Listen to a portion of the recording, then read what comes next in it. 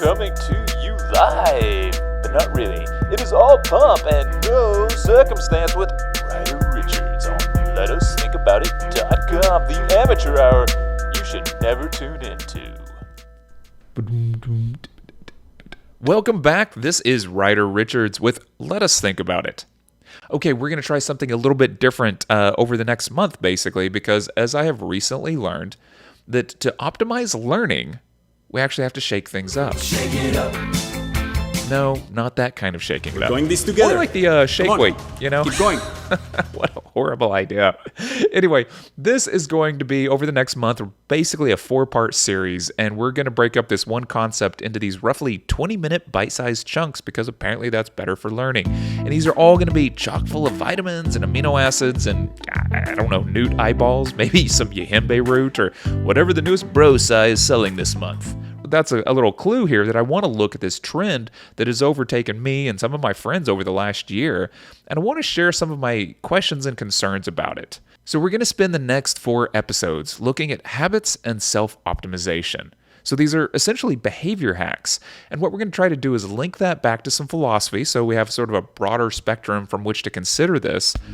And I'm also going to be sharing best practices in every episode, and these are kind of also going to function as an attempt to ground us. And these aren't just grounding our expectations of our increased productivity, but we're occasionally going to really look and stare down this existential dread that turns us all into productive automatons. Part 1, the series overview. There is a mystical power to self-optimization. You know, there's something about hacking human behavior to become more whatever, or, less whatever it is. Just a little more better here and a little less bad there, and we're going to be all round better. And yes, this is what's interesting, is we're in a time period now with behavioral science and behavioral economics, with all the kind of neurological studies and fMRI technology, and add in a little psychology on top of that, and we have at some point figured out, yes, we can make you better. We can make you fitter, happier, more productive. Right? And of course, we can all see the trap here. We've all been warned of it so much in science fiction, right? Like all the shows we see and all the movies, things like Firefly, where every endeavor to make humans better backfires. And of course, every attempt at control or better living through science tends to cascade into tragedy. And of course, we also know that time-wise, what a better man was in the 1980s might now be the definition of toxic masculinity. And of course, what a better wife was in the 1800s is super repressive to the max. And of course, let's not even get into the tragedy of eugenics and the deadly trap of progress that was followed then. So, here's the thing. You want to be, quote, better. But in what ways? For whom? And can you be sure you are actually better, or are you just more productively entrenched in bad societal norms? So when we talk about habits or habit formation, we are, at least for this little series, this little pile of episodes, we're going to be talking mostly about optimization. Not necessarily bad habits, but also sort of touching on bad habits a little bit. So when we speak of optimization, we're generally thinking about something like better habits to make a better man or woman, whatever. And of course, this is also this kind of American fairy dust that gets mixed in with our entire culture.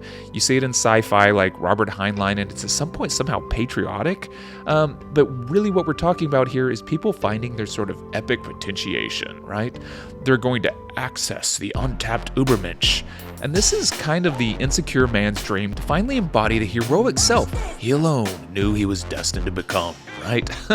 I mean, like, it's kind of like even his mother didn't actually believe in him, but, with a little bit of grit and some science, he too can transcend. This is a kind of a fascinating little subset to examine here, because for a lot of people, the world does not make sense, and the patterns never really line up. But here, in self-control and productivity land, we have a formula. And this formula, it actually generates results. And with that comes self-confidence. And for some people, a lot of cockiness, right? And so what happens here is, of course, we're talking about the formulaic bro. So admittedly, I'm a little bit of a bro, or at least a dude or dingleberry or some sort of poop alternative or derivative. I don't really know.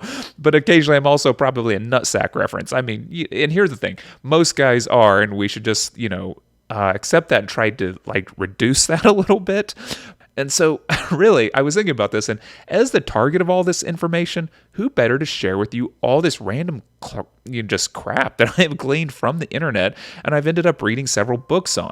And yet today, I also sort of want to go meta a little bit, and I want to talk about the traps of habit formation and over-optimization that for some reason, weird, but the algorithm never feeds those to me, right? I have to go searching for them.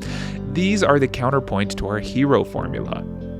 As Xander Nethercutt says, we are optimizing ourselves to death. In a hyperproductive, work-obsessed world, we become acutely aware of any opportunity for optimization. Yeah. So we're obsessed due to our cultural precarity, and this is due to a systemic fear-inducing threat of being left behind. But of course, let's not poo-poo the entire field here. There actually are some real benefits to having knowledge of how knowledge can get formed. These are little things that can help you retain information just a little bit better. Things that can help you sleep just a little bit better. And of course, most beneficial for me is working on a regular basis to prevent depression, rumination, and ennui, these little mental traps that I get caught up in.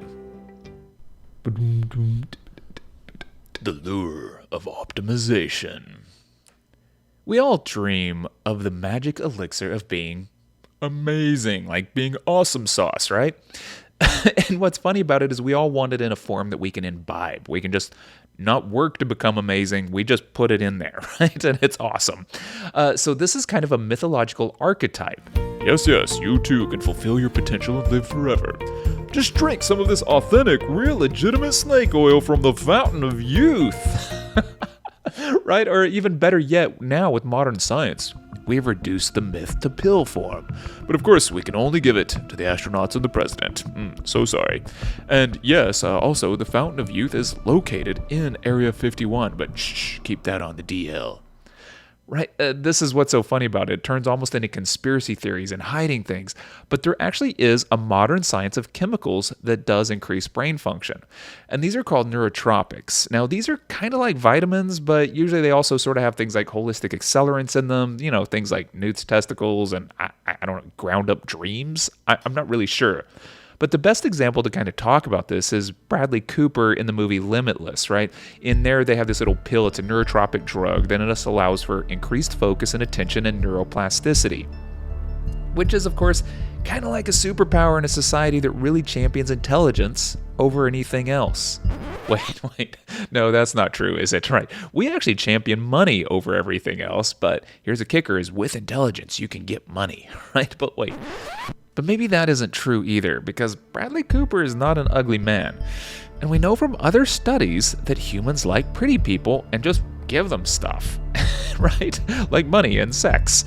And of course, then they can either get plastic surgery to become more pretty, or they can spend that money on drugs. But mostly those aren't the kind of drugs that make you smarter, but they could be.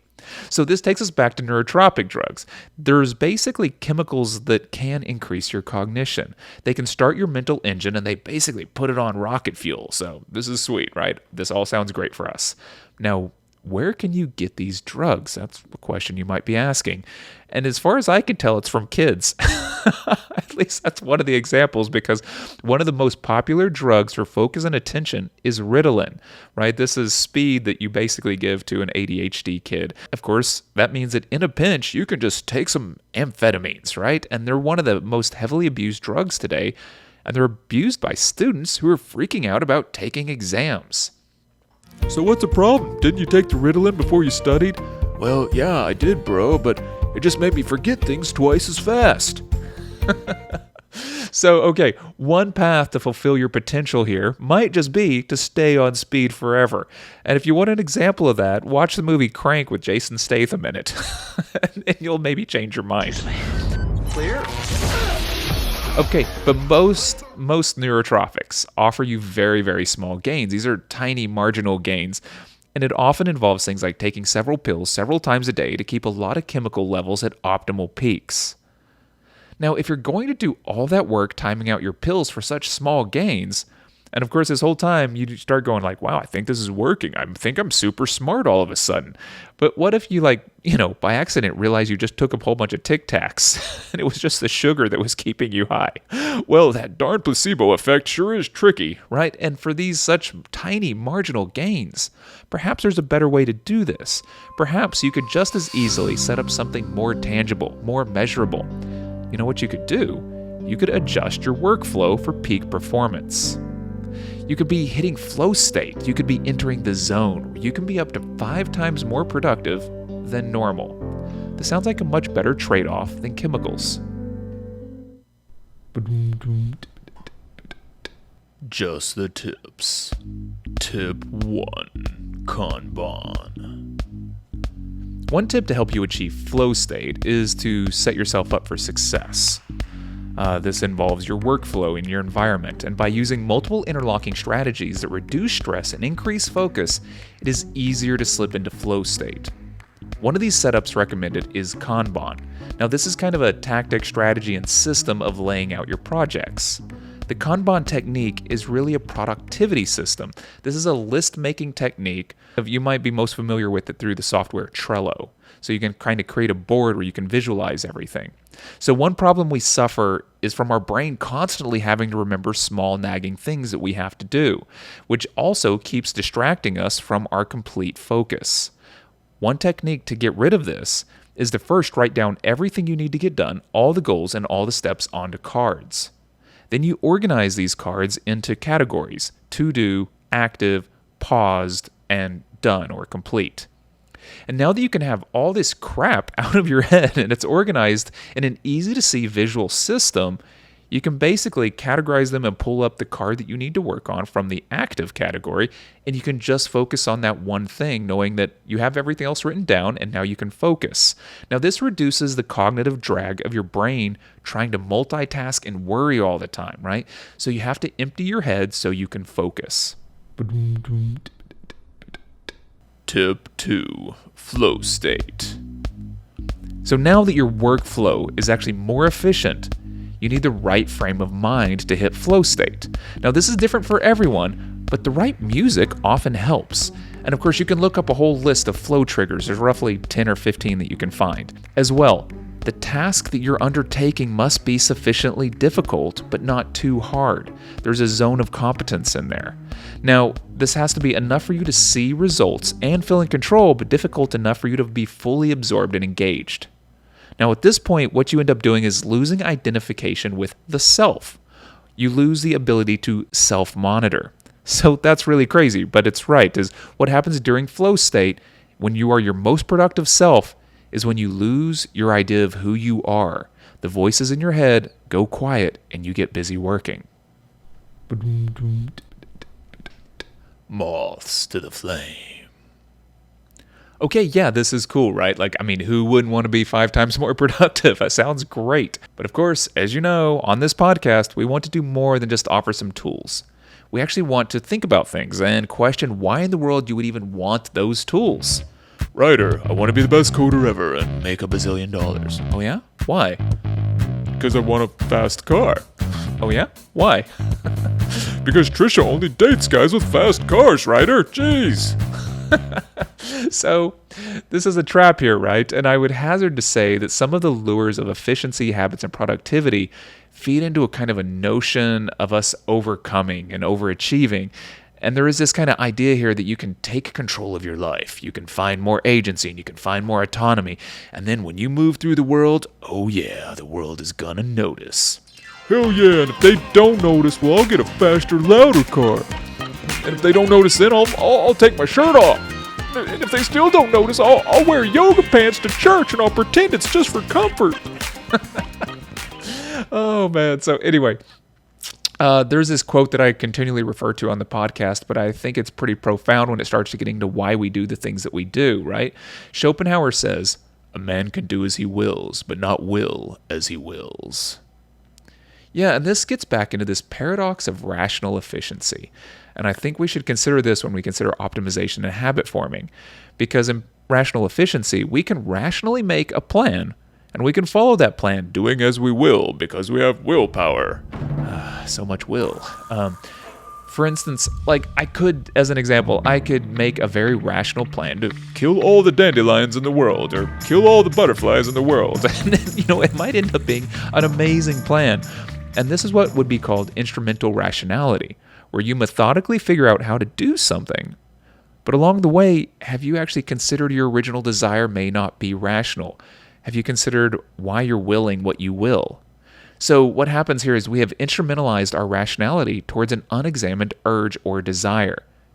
We can point at our plan and we can say, hey, that's rational, because the steps all interlock together towards a common goal, right? And that is kind of rational. But, what if we are considering greater productivity beneficial without actually considering why? We should probably stop and ask why. Because essentially productivity is a tool to get somewhere. But it's only a tool, right? It's a very seductive tool, and just like rationality is seductive. But productivity in its worst cases can lead to OCD, and it can actually become a supplemental crutch for actual living. So that's right, you become so busy being productive, you can actually forget to live or how to live, right? And at that point, we have turned ourselves into an automaton that's merely protecting ourselves from the ambiguity of living in the real world. So Jürgen Habermas, whom we discussed previously on Step 12, Episode 12, he says our rationality should be communicative rationality, which has to come out of successful communication, right? So this means talking with other people. So this pulls us out of our own demented little echo chambers that productivity and over-optimization can lead us into. So here we are again. The lure of habits and productivity is in many ways a response to the insecurity and lack of validation we have within our current society. Now, in my idealistic vision of a utopia, which I've probably talked about too much, but in my utopia, if you were really affirmed in who you were without a need for validation, but you also had strong social and communal ties, you wouldn't need to be productive. You could just be. But you could still choose to be hyper-productive if you really wanted to. But at the same time, while you're doing it, you would realize that you're merely testing yourself. This would not be a survival strategy where you're prompted by anxiety or some sort of need to find your self-meaning through work. But for the most part, we don't live in my utopia, as you all know. Instead, we live in this strange capitalist world that's leaning into oligopoly, while consumerist extremism actually shapes our psychology into a type of pathology. And due to the system that we're in, and maybe its evolutionary nature, we desire external validation, and of course we end up wishing to climb the social ladder. Now, the lure of optimization, it actually gives us rungs to climb on the ladder. It is a framework that actually sort of allows for bootstrapping and climbing by establishing personal control and habits. Now, this is a very formulaic kind of calendar of bite-sized chunks that are all easily achievable. Now, why do we do this? Well, this, once again, to achieve our individual potential. And in a society that tells you that your work output, and efficiency is what makes you valuable, optimization and productivity become very seductive, and they really offer up a type of salvation. Now, perhaps this might even be vital to survive today. I don't know, I'm not going to say that it's not, right? And perhaps our productivity hacks are very valid, and especially given that our society preys on precarity, turning those that fall behind into serfs and wage slaves. So maybe reshaping ourselves is the only option until our society ascends. But of course, there's a light at the end of the tunnel too. I'm not going to leave you on a dark note there. If we can keep our priorities straight, and if we could reduce the hours of business and survival in half by being super productive, well, what would we do with the rest of that time? We could spend the rest of the time being amazingly non-productive. Hooray, right? So the new goal is to be intensely productive for 3 or 4 hours a day, then rest, relax, and bond with your friends and family. Cool. All right. Thank you for sticking with me on that. So, now that I have spread out all these ideas into your brain and I've given you a few concrete steps to take with you, namely that being Kanban and how to enter flow state, well, now you can enter this sort of paradoxical confusion that I'm in all the time, knowing how to do these things, but asking myself why I should. So yeah, sorry about that. Now today, if you learned something new, right? If your brain made some overlapping connections and, perhaps tomorrow you will actually get to go into the world thinking slightly different thoughts. And this is great. That means our podcast has done its job. So hooray us. And also, of course, it really helps if you can hop on and rate and review the show on whatever platform you use. And sometimes it's just a little thing like a little thumbs up or a comment, something like, let us think about it, actually made me think about it. Like that would help the show out tremendously. Because, of course, I really need to boost my audience outreach a bit. And I'm going to be relying on you, dear invisible audience member, to think of one friend right now who needs a little bit of balance in this kind of optimization game we're talking about, and consider sharing this podcast, this episode with them. So next week, what we're going to jump into are Atomic Habits. That's a book by James Clear. And of course, we're going to get into some of the behavioral science and real-world examples of how small habits can improve your game. Okay, until then, stay safe and think silly thoughts.